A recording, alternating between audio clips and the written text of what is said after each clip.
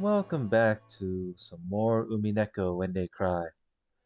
So, there's a lot of things that were going out from the last part. The- So, Kyrie and Battler were having some discussion, and Kyrie thinks that there's no way a 19th person would exist on Rokujima, and thinking that he's got to be one of the 18th that sent Maria the letter of the sword, whatnot. And, well, there's Natsuki and Kraus, in which Natsuki got escorted to the some sort of, I don't know if it's a secret room or whatnot, but there is like the pure gold bar ingot of the sword. That, well, huh? Let's just say things didn't go so well. Because all of a sudden Kraus is a piece of shit. But anyway, let's continue reading. Don't want to drag on for so long. In its place, the words George had told her floated back up in her mind. Our parents are doing their best in their own way, and because their families are counting on them, they can't afford to keep everything pleasant and have a heavy responsibility to fight. Maybe her mother had been standing around in this dimly lit hallway because no one had tried to understand that in her. Jessica hated her mother, so she had no intention of speaking kindly to Natsuki just because she was looking a bit frail. So when she attempted to speak kindly to her mother anyway, she had to clench her fists and gather up the words from deep in her heart.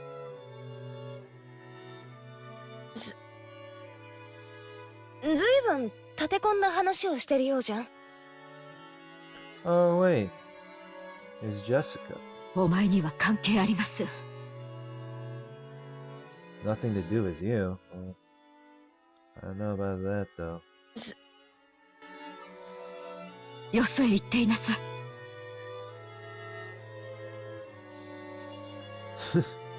Alright. I forgot about this one. Because Natsuki was trying to like isolate herself, and then and someone was walking through that hallway, and there was Jessica. There's that. 頭痛ひどい？ I'm saying that because I'm re-recording the part because I got interrupted like 18 to 19 minutes in. 私、薬もらってこようか。構わないで結構です。お願いだから一人きりにして。Natsuki wasn't being cold. She just wanted her daughter to go far away so that she wouldn't have to bump against Natsuki's own short temper. But there was no chance that Jessica would realize this. うん。Jessica hung her head, looking sad. Seeing that expression, Natsuki recognized the kindness that Jessica was trying to muster.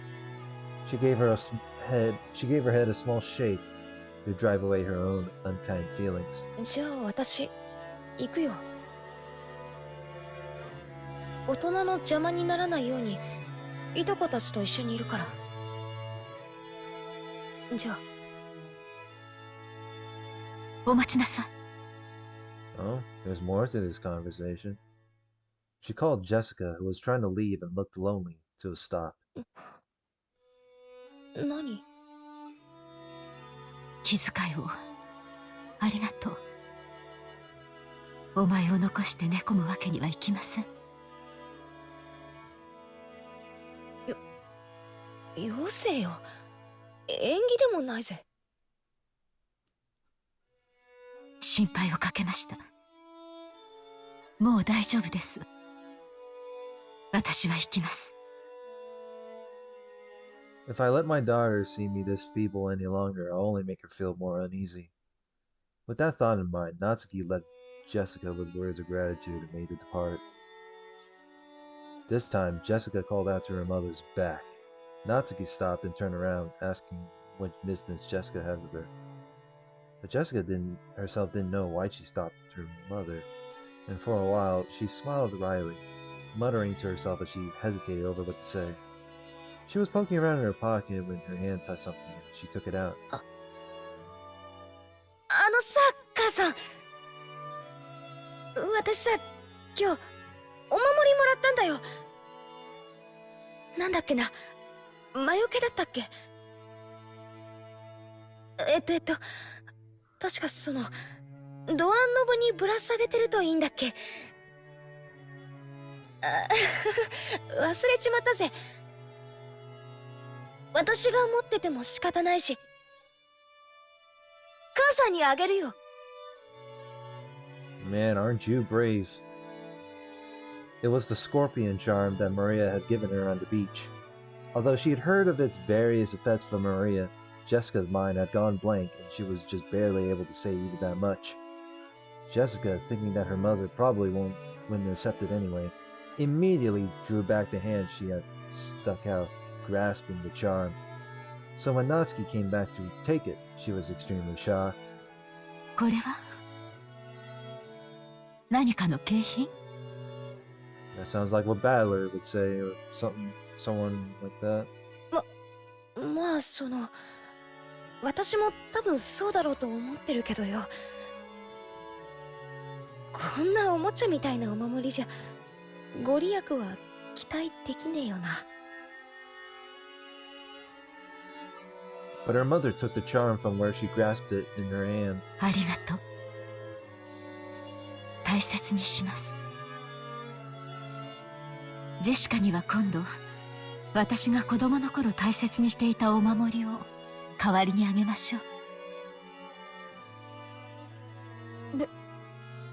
う。別にそんなつもりで渡すんじゃないぜ。でもまあどうしてもって言うなら。では私はもう休みます。頭痛がひどいので。ジェシカもあまり夜更かしをしすぎないように。うん。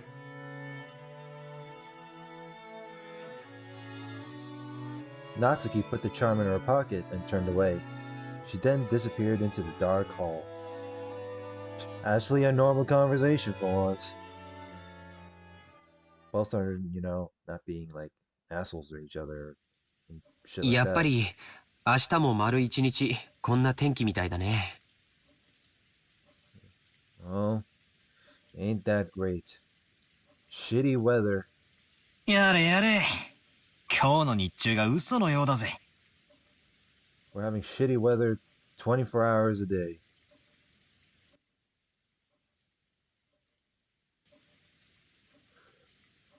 George, Eineke, and I were killing time in front of the parlor television. At that point, Jessica returned. Well, welcome back. Her face was still blank, but it looked like she'd calmed down a little since we last seen her. マリアはまだ肖像画前？いや、さっき戻ってきて、今はそっちのソファーで寝てるぜ。マリアにはもう遅い時間だもんな。Looking at the clock, I saw it was a little past 10 p.m. Even if we were planning to stay up all night, it was about time to head back to our room. You know the funny thing about while recording, like, there would be a clock ticking in the background in-game, and every tick makes the second go up on the recording. Anyway, saw a little past 10 p.m. Even if we're planning to stay up all night, it was about time to head back to our room. 一応うちのおふくろが屋敷にも部屋を用意してくれたんだけどよ。A mansion? どうする？僕はゲストハウスに戻りたいかな。親たちの様子を見る限り、僕たちはお屋敷にいない方がいいと思う。Not surprised at all. 俺も同感だぜ。子供は邪魔せず引っ込んでろって感じみてえだからな。おとなしくそうするさ。As we were talking about this, Aunt Rosa came into the parlor. She was looking all over restlessly, probably trying to find Maria. ローザおばさん。マリアならそこのソファーっすよ。ありがとう。すっかり眠っちゃってるわね。ベッドに移さないと。よかったら僕がベッドまで背負っていきましょうか。ありがとう。助かるわ。ジョージ君たちはゲストハウスに戻るの？ Maybe. それとも夏日姉さんが用意してくれた部屋に泊まるのかしら？今話し合ってました。ゲストハウスへ戻ろうかって話になったところです。そう。ならマリアも一緒にしてあげてもいいかしら？いとこのみんなと一緒の方がきっと安心できると思うしね。Behind those words, she seemed to be concealing some regret that the adults, herself included, had deeply hurt Maria's feelings. 任してくださいよ、おばさん。何しろこっちにゃマリアをあやすことに関してはエキスパートがいるっすからね。Does that mean yourself or George? それは僕のことかい？ Oh, why would you look at that? 僕だけじゃ無理だよ。みんなでだよ。そうだぜ。バトラだってあんなにもマリアと意気投合してふざけ合ってたじゃねえかよ。As we said this, Aunt Rosa smiled, looking truly happy. みんなありがとう。私たちの話し合いはだいぶ遅くまでかかりそう。だから申し訳ないけどマリアをみんなにお願いするわ。おーいマリア、熟睡か？ゲストハウスに戻るぞ。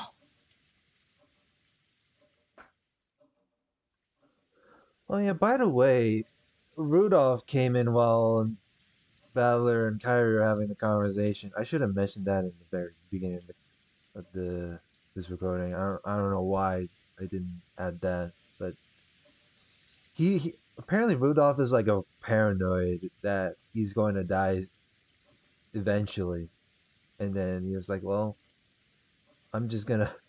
He just walks off. Was like, "Well, I'm not. I'll just leave you guys alone," and shit like that. There's that. Maria muttered something indistinct, rolled over, and fell back asleep.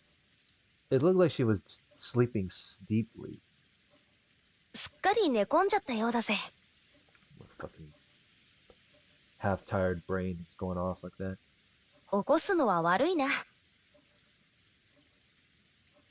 うん、僕が背負うよ。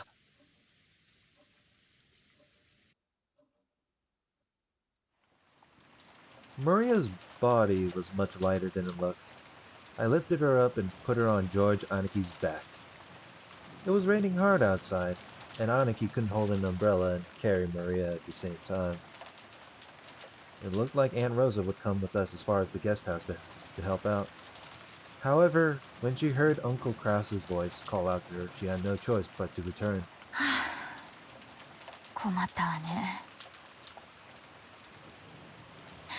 もう戻らないと。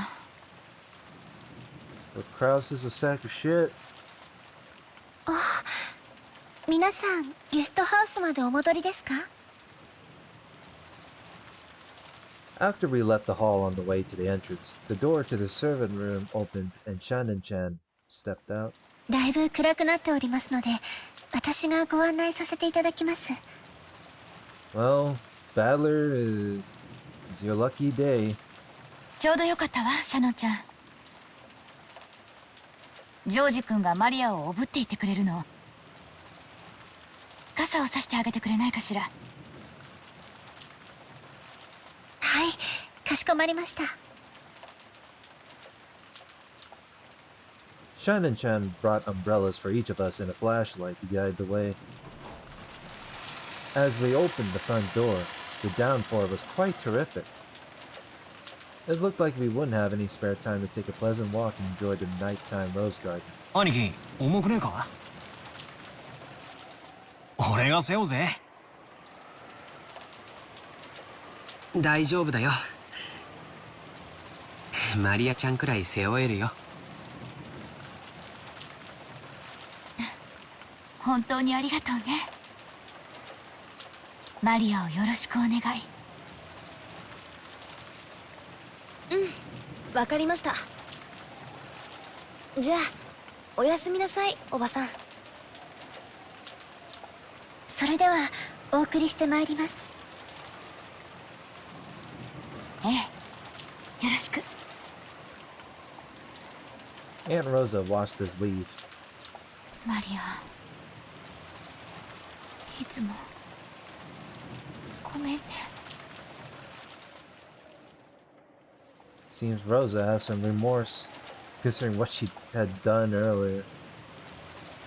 Oh boy. Like, again, I'm pretty sure I've said in the, like, I believe it was like part 13 or something like that. I have to find this in myself. I have to pause this. Well, nope, my bad. As soon as I clicked the video, I think I have to. Yeah, part 13 was where it happened.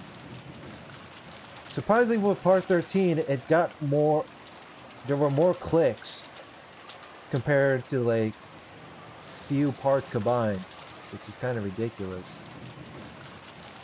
I don't know why is that, but yeah. Maria, I'm sorry for everything.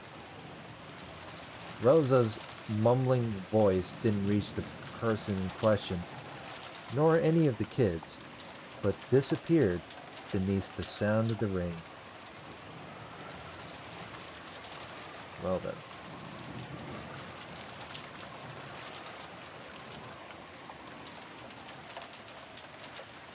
What a downpour. After cutting through the rainy rose garden, we arrived at the guest house. 俺がマリアを背負って立候補すりゃよかったぜ。そうすりゃ傘を差してくれるシャノンちゃんのでっけえお胸を二の腕でたっぷり堪能できたってのによ。Like I said, Battler's lucky day, it seems, because of Shannon. Jesus. そんなつもりじゃないよ。誤解だよ。そうしないとジョージ様が濡れてしまうと思いまして。ほーら、バカなこと言ってないで入るぜ。After being urged on by Jessica, we folded up our umbrellas and went into the guest house. お召し物を濡らしてしまった方はいらっしゃいませんか？タオルを用意いたしますが。そこまで気を使わなくていいぜ。ありがとよ、シャノンちゃん。そうだ。僕たちはこれからトランプでもして少し遊ばないかって話なんだけど、よかったら少し一緒しないかい？あれ？今日のシフト、深夜勤は誰になってんだ？親族会議中は特別シフトになってたと思いました。少し変更も出てるみたいなので、ちょっと確認してきます。ああ、わざわざ屋敷に戻らないとわからないんなら無理に。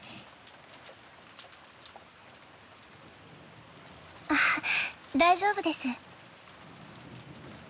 ゲストハウスの使用人室でわかりますので。ちょっと失礼しますね。Shannon-chan gave a quick bow and went into the guest house servant room.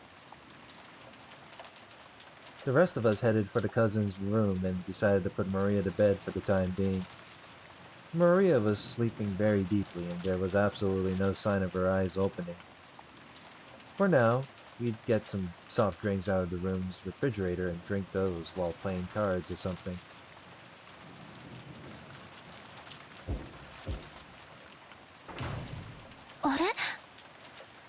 shit. カノン君、源氏様までこちらに。今夜のシフトはどうなっているのでしょうか。 Yeah, what's going on? クラウス様の命令があってね。シフトの大掛かりな変更があったんだよ。うん。ゴーダがお屋敷の深夜勤に変更になった。シャノンとカノンはゲストハウスの深夜勤。私と熊沢はゲストハウスに泊まるようにとのご命令だ。お前も今夜はこのままこちらにとどまるようたった今電話があった。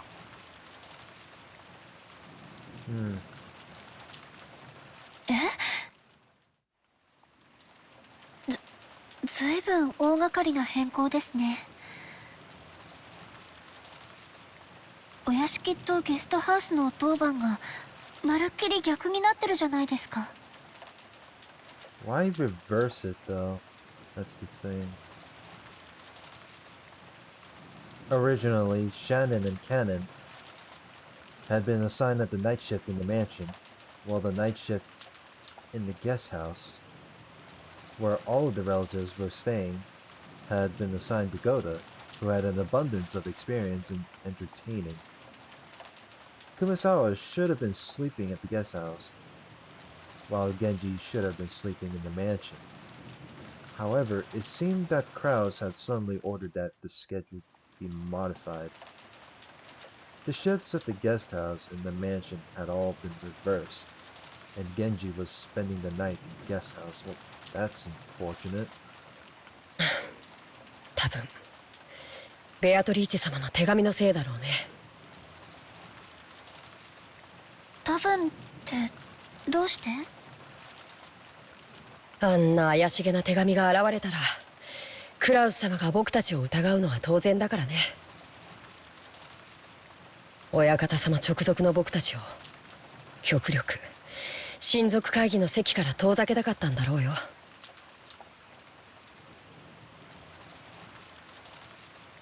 Genji, Shannon, and Kanon were all permitted to wear the Ushiromiya family crest, the one-winged eagle, as the servants who served directly under Kinzo. Of course, since they were working for the Ushiromiya family, they had to obey anyone's orders, but their only boss was Kinzo. Since only Kinzo held the right to employ them, even Krause could not have been dismissed of his own accord. Because of this, Krause and the others often viewed these servants as Kinzo's underlings and shunned them. And in fact, Kinzo seldom let anyone other than them enter his study. This sudden shift change was probably a clear expression of the sense of mistrust that had caused, considering the time Kinzo had left to live. This would definitely be the last family conference before the problem of the inheritance came up. On top of that, the mysterious letter that claimed to be from Beatrice had dropped in out of the blue. Krause definitely wanted to keep Kinzo's loyal subjects away from the table of such a delicate and important discussion. ではすまんが、私は向こうでくつろがせてもらう。もし何かあったらすぐに呼ぶように。今夜のお客様は特別だ。Special? What's so special about that? I'm curious. はい、かしこまりました。源氏様。Genji nodded back, went behind the screen, took off his jacket, and slowly began to relax after a day's worth of tension. 今お戻りになられたのはお子様方？うん。親族の方々はお屋敷で会議を。だいぶ長引きそうな雰囲気だったかな。Damn, all night? Oh my goodness. なら気楽だね。これ以上の深夜になって、しかもこの天気。shitty weather. 多分親族の皆さんはお屋敷の方のお部屋にお泊まりさ。多分ね。源氏様がいないから言うけど、ゲストハウス行きになってちょっと嬉しかったかな。ふん。どうしてだい？意地悪な奥様やエヴァ様から離れられたから？それとも別の理由があるのかい？別の理由なんかありません。そっか。なら二人で深夜勤を頑張ろう。よろしく姉さん。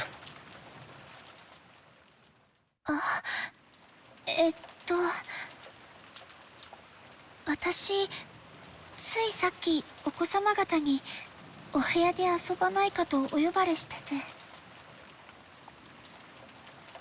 Shannon hung her head apologetically, gazing at Kanon uncertainly. Kanon didn't try to meet her eyes and spoke curtly as he sighed. It looked like he didn't plan on indulging his sister.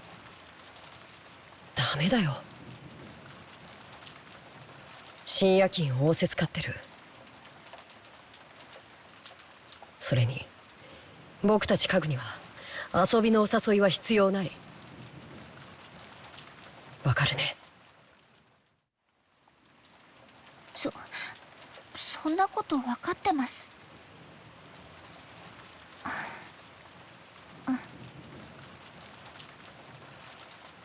Shannon's shoulders drooped slightly. She had already expected that Kanon, a stickler for rules, would say something like that, but she still seemed a little discouraged. As Kanon flipped through a logbook, he spoke without facing Shannon. ならお子様方お待たせしてしまってるね。深夜勤に当たってしまったからご一緒できないと謝ってこなきゃ。行ってきなよ。Why though? Couldn't you just phone call them to the... Couldn't you phone call the guest house and say that instead? They're pretty sure they have a phone.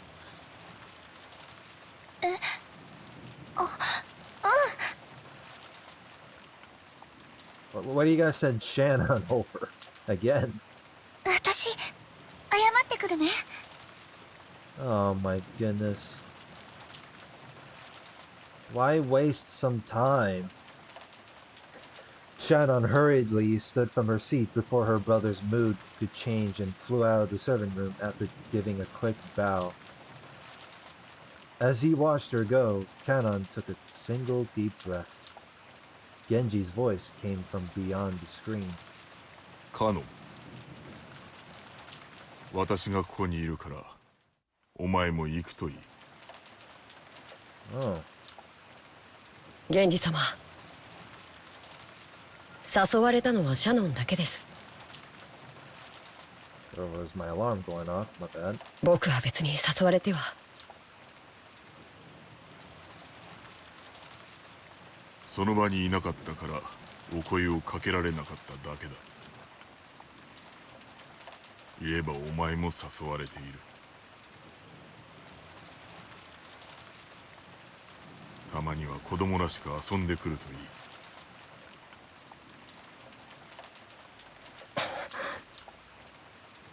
いい。いえ、僕には必要ない行為です。人の子には遊びも必要でしょうが、僕らは家具ですから。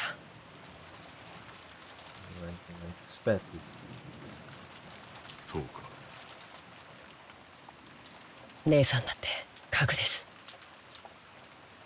人のふりをしたって後で苦しむだけなのに。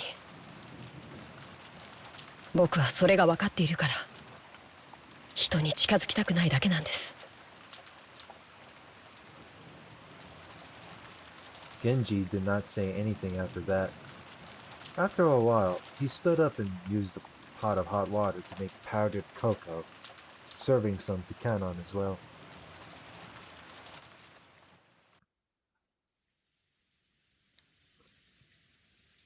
そりゃ本当かよ。そりゃ知らなかったぜ。バカ、声が大きいぜ。マリアが起きちゃうだろ。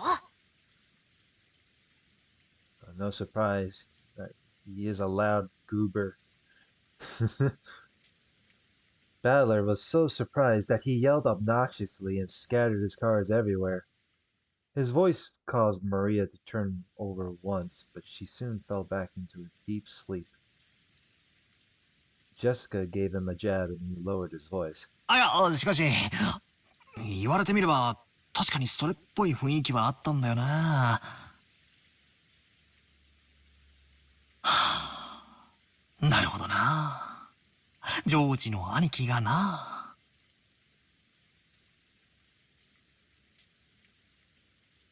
George couldn't be seen anywhere in the room.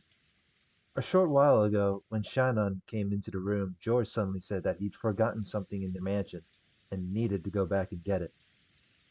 Shannon said she would guide him, just like she had on the way to the guest house, and the two of them departed together. いや、昔からそれっぽい気配はあったんだぜ。好きなものを聞いてきたり、趣味を聞いてきたりさ。単に関心を持つだけにしてはどうもなんて思ってたらよ。そういや、昔っからジョージの兄貴はシャノンちゃんにやたらと優しかった気がするぜ。なるほどな。I see you two are having fun trying to meddle in their own business.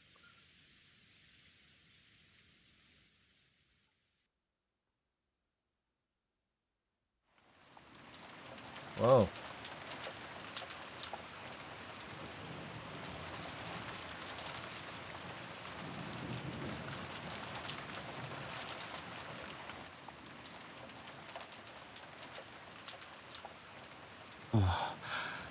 天気予報によると今夜が一番ひどいみたい。明日いっぱいも止まないらしいけど、もう少しマシになるそうだよ。そうですか。ではあさってまでは船は来られないかもしれませんね。ジョージ様の月曜日のお勤めに差し支えが出ないか心配です。台風が来ていることは知っていたからね。万一に備えて月曜日には予定を入れなかったから大丈夫さ。こう見えてもスケジュールは先読みできるタイプなんだ。George puffed out his chest, acting proud.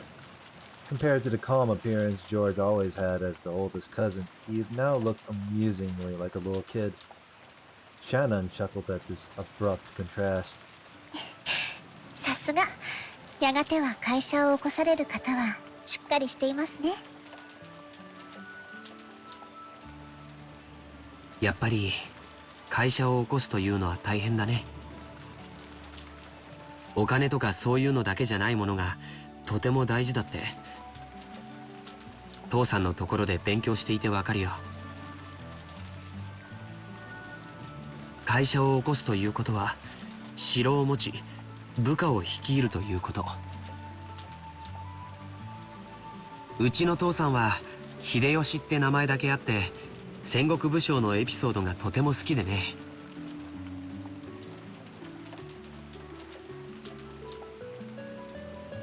会社経営の哲学をよくそこから語るんだ。知ってるかい？戦国最強の騎馬軍団と恐れられた武田信玄も最初は部下たちの結束がバラバラで統率力をまるで発揮できなかったんだそうだよ。We got a little bit of a lorddom, it seems. そうなんですか？なんだか意外ですね。信玄は部下たちを結束させるため数々のリーダーシップを発揮してるんだよ。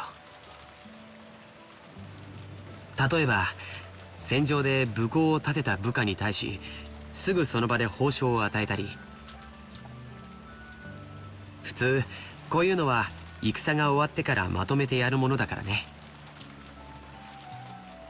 それを戦場の本陣の中にいながらまめにやり続け、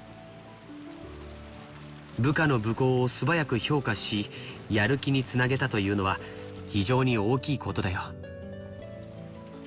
それから部下が病気で伏せった時には誰よりも早く駆けつけお見舞いをしたとかね。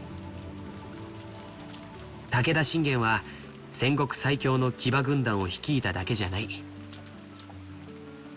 戦国一の部下思いの人だったんだよ。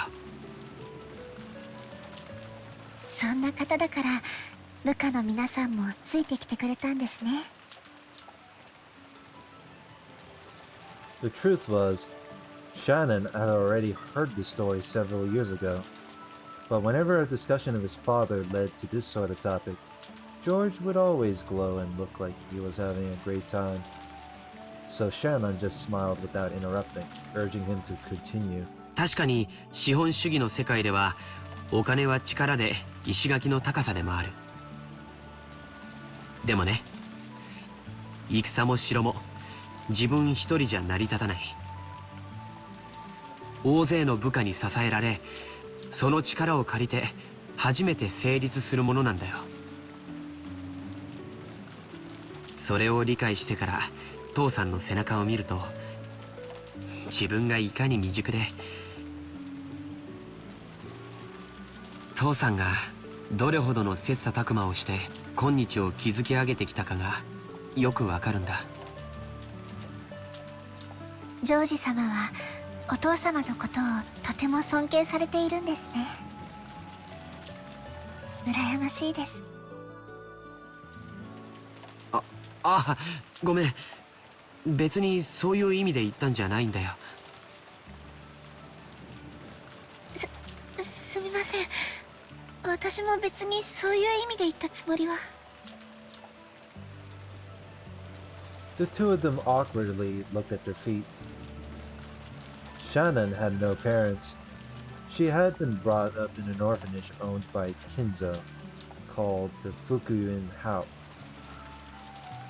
The Fukuin House, or however you pronounce it, Gospel House.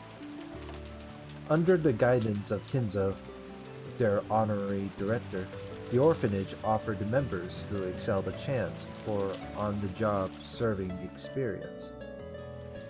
In their efforts met with Kinzo's approval, they'd be able to leave the orphanage and work as servants for the Ushiromiya family. This was considered to be the highest honor for those who lived in the orphanage. Servants from the Fukuin house all took names with the character on in them while they served. So Shannon wasn't her real name. The same went for Canon. So on. Huh. Does this really say anything in the tips though? That's the thing. Tab, letter. Doesn't really... I guess it says somewhere around here, but I don't know. But it says somewhere around here. Let's see. Oh, it's because it says they all took names, so they were given, or something like that. All of the members of the Fukuin house were orphans. At least, they were all people who had been separated from their parents under special circumstances.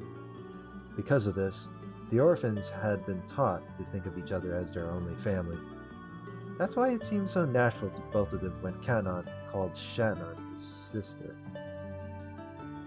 And while both Shannon and Canon were working in the mansion today, there were several other servants possessing the On character in their names, such as Manon and Lennon, who often worked in a rotation schedule. Well, guess what? We didn't even see any of those characters. You know, Manon and Lennon. However, there were not many servants who stayed with the Ushiromiya family for long. It was standard for them to quit after 3 years. So you could probably say that Shannon, who had been working for 10 years, was a notable exception to the rule. Working as a servant for the Ushiromiya family was a heavy burden to bear, but the pay wasn't bad at all. I don't know about that. Working for a full 3 years would earn more than what was needed to enter mainstream society. Well then, working experience. That was why, even though the orphans realized what a harsh task working for their Ushiromiya family was, they still hoped to be accepted. Maybe the fact that Shannon managed to continue working for 10 years wasn't because she had more willpower than the other servants. Maybe she'd gotten stuck working for 10 years because she didn't have the courage to say she wanted to quit. Kinzo couldn't even trust his own blood relatives, and those excellent servants sent from the Fukuin house were the only ones he could rely on. Because of that, Kinzo would sometimes allow them to wear their family crest as servants under his direct control and have them work close to him. もう勤めて10年近くになるんだっけ？だいぶお金も貯まったんじゃないかい？ That's a different face right there. どうでしょう。別に私買いたいものも特にありませんし、ほんの何百万かあったってそれで残りの人生を過ごせるわけもありませんし。目標の額があってお勤めを続けてるわけじゃないのかい？そうですね。私はこのお屋敷以外に行くあてもありませんし。No plans or anything like that? お嬢様とも他の使用人の子たちとも仲良くやれてますし、奥様には時折お叱りを受けますけど、バラの世話やお屋敷のお掃除も楽しいですし。でもそれはシャノンちゃんのサヨちゃんの人生じゃない。サヨ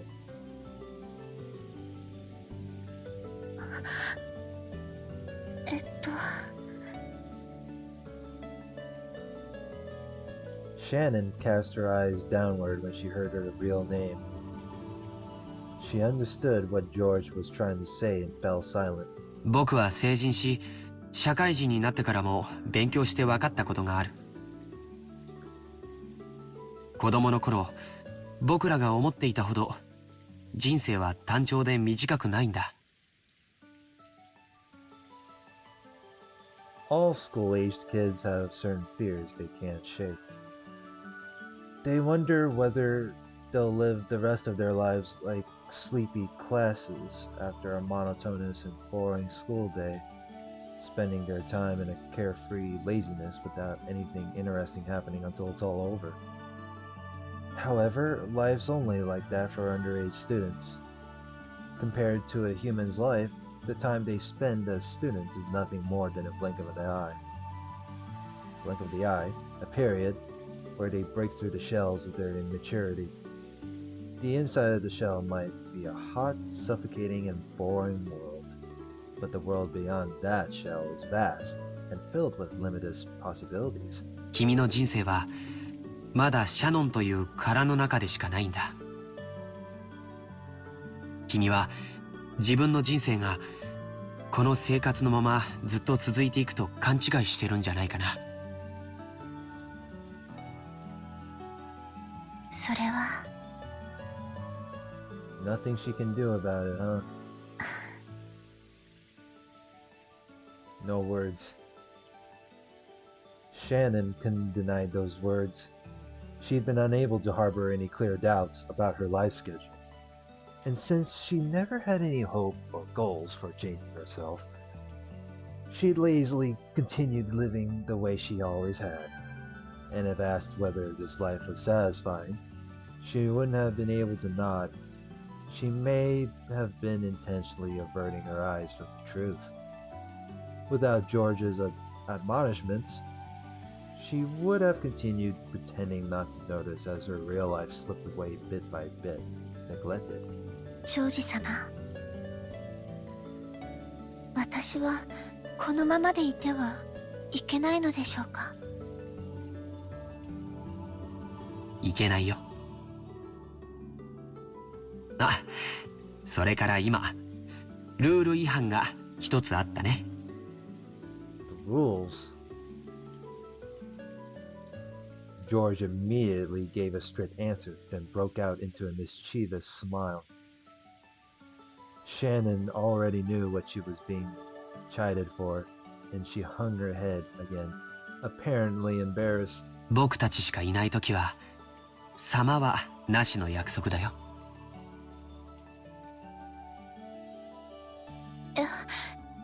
約束では聞けません。ですが、ご命令でしたら聞かないわけにはいきません。Oh my. 私は家具ですから。じゃあ命令だよ。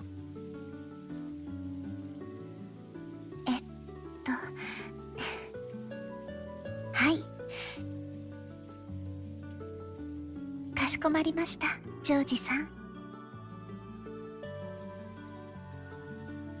As Shannon hung her head, her face red, she said George's name again, this time using San. うん。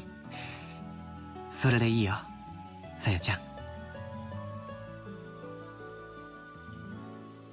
George smiled at Shannon, no, Sayo, to praise her small act of bravery. So Shannon is like the given nickname for this as part of her being a servant, but her real name is Sayo. Praise her small act of bravery. This short exchange alone made it clear how far back the relationship must have stretched. For a long while, the two talked as if the weather raging about them didn't even enter their thoughts. They talked about the many memories they built during their relationship that no one else knew about. Every once in a while, a flash of lightning would attempt to interrupt them, but this could sully neither the roses nor the time they spent blushing at each other.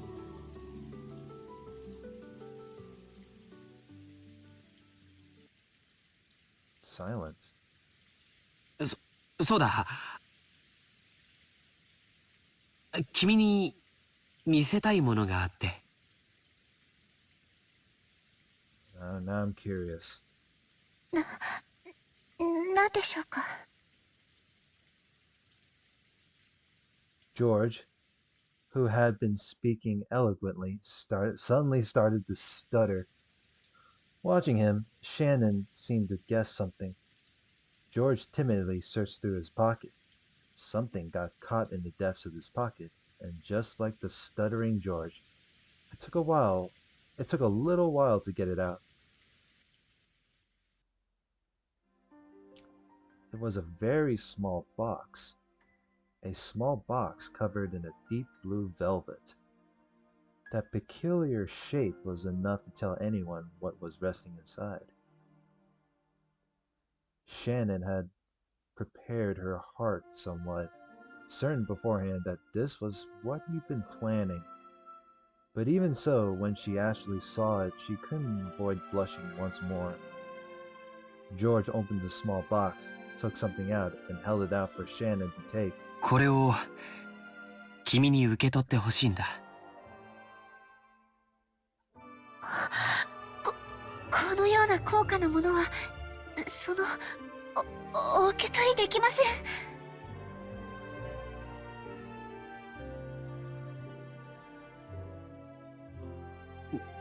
受け取れない。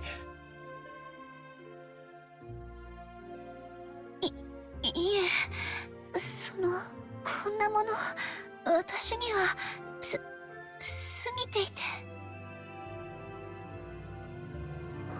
さよ、これはお願いじゃない。命令だよ。この指輪を受け取って。An order. ね。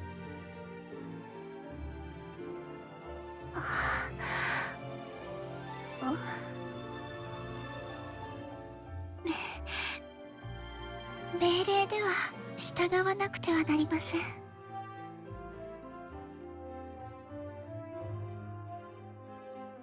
Yeah, they seem to have a relationship with each other. うん、そうだね。いい子だよ。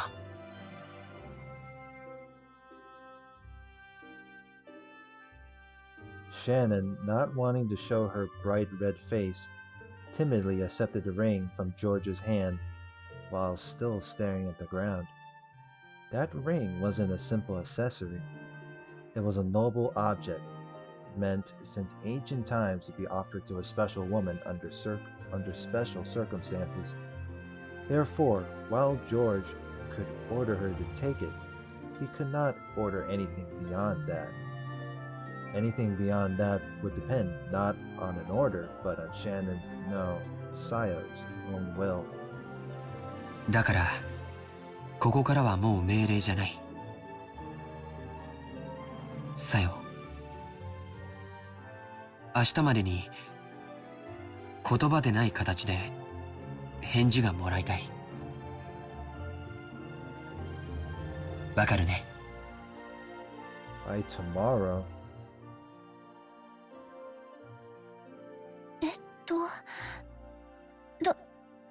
どうすれば。もうこれ以上は命令じゃないから、僕は君に命令はしない。でも、指輪は指にするものだからね。What a moment. 気に入ってくれたなら、好きな指につけてくれればいい。I thought it's required to put it on your ring finger, though. Shannon had only pretended not to know.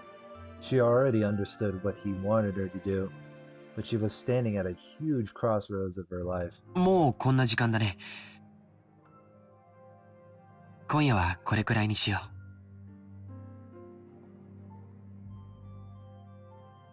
う。George turned away from Shannon, acting just a bit bluntly. 君に左手につけてほしいと命令することもできるかもしれない。君も命令されればそれに従えるという臆病な甘えがあるかもしれない。でも最後のここだけは君のさよの意志でしてもらいたいんだ。わかるね。はい。だからそれが命令。今夜よく考えて明日その返事を見せてほしい。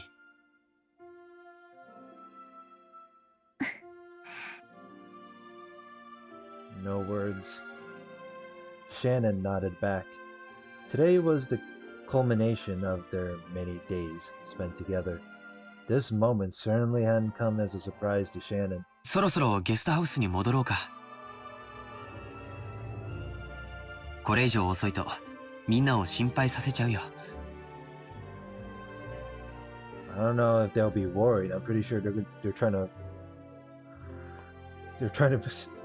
I'm pretty sure they're trying to search for YouTube before anything happens. すみません。私、そのお屋敷に用を思い出しまして、そのお屋敷へ行かねばなりません。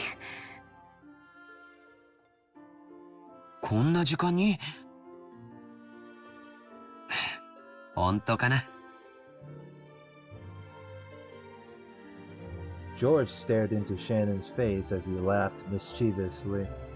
He definitely saw through Shannon's lie. However, when he saw how she felt, he could have sort of understand that she might be so embarrassed that she wanted to be alone. So, because George realized the meaning behind Shannon's lie, he accepted it.